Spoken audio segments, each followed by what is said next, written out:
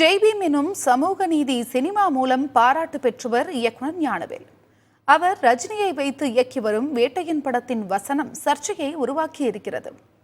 கதைக்காக பாராட்டப்படும் இயக்குனர்கள் மாஸ் ஹீரோக்களை இயக்கும் போது தடுமாறுகிறார்களா? விரிவாக பார்க்கலாம்.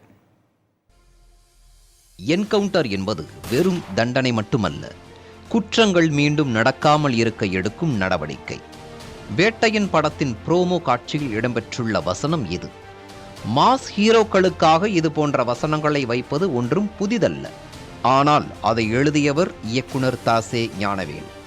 ஒடுக்கப்பட்டவர்கள் பக்கம் நின்று உரிமைகள் பேசிய ஜெய்பீம் படத்திற்கும் இவர்தான் இயக்குனர். சாமானியர்களுக்கான நீதியை சினிமாவில் உரக்க பேசி பாராட்டை பெற்றவர் ஞானவேல். அழுத்தமான கதைக்குள் ஹீரோக்களை பொருத்தும் இயக்குனர்கள் மாஸ் ஹீரோக்களை கையாளும் போது தடுமாறுவதாக விமர்சனங்கள் எழுந்துள்ளன. இவரை போல் சில இயக்குனர்களும் இந்த விமர்சனங்களில் சிக்கியது உண்டு. லியோ படத்தின் மூலம் இந்திய அளவில் எதிர்பார்ப்பை உருவாக்கியவர் லோகேஷ் கனகராஜ். மாநகரம் எனும் திரைப்படம் மூலம் இயக்குனராக அறிமுகமானார்.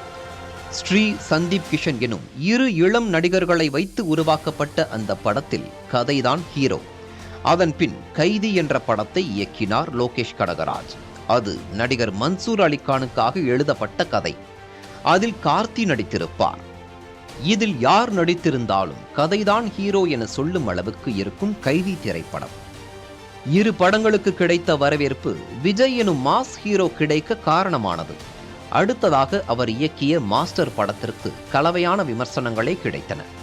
விஜயின் இறுதி படத்தை இயக்கிக் கொண்டிருக்கும் வினோத்தையும் இப்பட்டியலில் இணைக்கலாம். சதுரங்க வேட்டை படம் மூலம் சினிமாவில் அறிமுகமான இவர் மோசடியை மையமாக வைத்து உருவாகும் படங்களுக்கு புது ரெஃபரன்ஸையே கொடுத்து விட்டார். இவரின் அடுத்த படம் தீரன் அதிகாரம் 1. முதல் படத்தின் மையக்கரு மோசடி என்றால், இரண்டாவது படத்தில் வட மாநில கொள்ளையர்களை மைய கருவாக எடுத்துக்கொண்டார். இரண்டுமே உண்மை சம்பவங்களின் அடிப்படையில் உருவானவை என்பதால் கதை அத்தனை அழுத்தமாகவும் சுவாரஸ்யமாகவும் இருக்கும். முதல் இரு படங்களில் இவர் பேசிய கதைகள் பெரும் பெயரை பெற்றுத்தந்தது. அதன் மூலம் அஜித்தை இயக்கும் வாய்ப்பை பெற்றார். நேர்கொண்ட பார்வையிலேயே அஜித்துடன் பணியாற்றினாலும் அது பாலிவுட் படத்தின் ரீமேக் தான். அடுத்ததாக அஜித்தை வைத்து அவர் இயக்கிய வலிமை படத்திற்கும் கலவையான விமர்சனங்கள் கிடைத்தன. இவ்வரிசையில் குறிப்பிட வேண்டிய அடுத்த இயக்குனர் நெல்சன். இவரின் கோலமாவு கோகிலா, டாக்டர் என்ற இரு படங்களும் பிளாக் பஸ்டர் ஹிட் ஆனது. அடுத்ததாக விஜயை வைத்து இயக்கிய பீஸ்ட் படத்திற்கு எதிர்மறையான விமர்சனங்களே கிடைத்தன. இதுவரை பார்த்த 3 இயக்குனர்களிடமும் ஒரு ஒற்றுமை பார்க்க முடியும்.